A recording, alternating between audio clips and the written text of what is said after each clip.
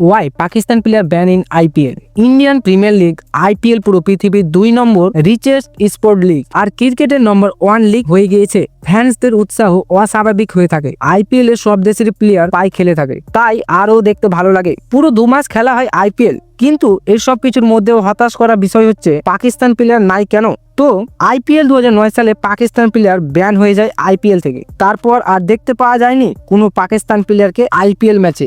2009 সালে পাকিস্তান ব্যান হওয়ার পর নিজেদের একটি লিগ তৈরি করে যার নাম পিএসএল। কিন্তু কেন 2008 সালে পাকিস্তান প্লেয়ার ভালো খেলা সত্ত্বেও ব্যান করা হলো আইপিএল থেকে? তো চলুন বিস্তারিত জেনে নেওয়া যাক। 18 এপ্রিল 2008 আইপিএল ইতিহাসের প্রথম ম্যাচ খেলা হয়। আইপিএল এর এই সিজনটা একটা স্মরণীয় সিজন হয়ে থেকে যায়, কিন্তু এমন একটা জিনিস ছিল যেটা এই সিজনটাকে অন্য সিজনের থেকে আলাদা করে, যেটা হচ্ছে পাকিস্তান প্লেয়ারদের খেলা।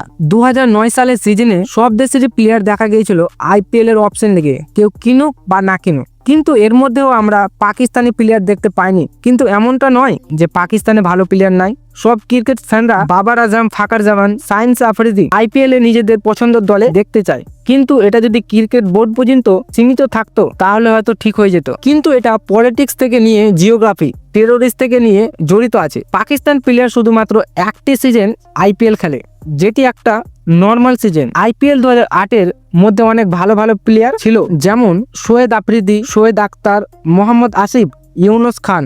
শুধুমাত্র নামে নয়, 2008 সালে আইপিএলও খেলেছিল অনেক ভালো Shoaib Akhtar, another team for KKR. Shoaib Akhtar 2008 সালে আইপিএল এ কেকেআর এর হয়ে 3টি ম্যাচ খেলে আর 7.7 এর ইকোনমিকে 5টা উইকেটও নেয়। আর সেই সিজনই শেষ সিজন হয়ে থেকে যায় পাকিস্তান ফ্যানদের জন্য। তো বন্ধুরা, যদি তোমাদের কাছে ক্রিকেটের তথ্যগুলো ভালো লেগে থাকে তবে অবশ্যই লাইক, কমেন্ট এন্ড সাবস্ক্রাইব করতে ভুলবে না।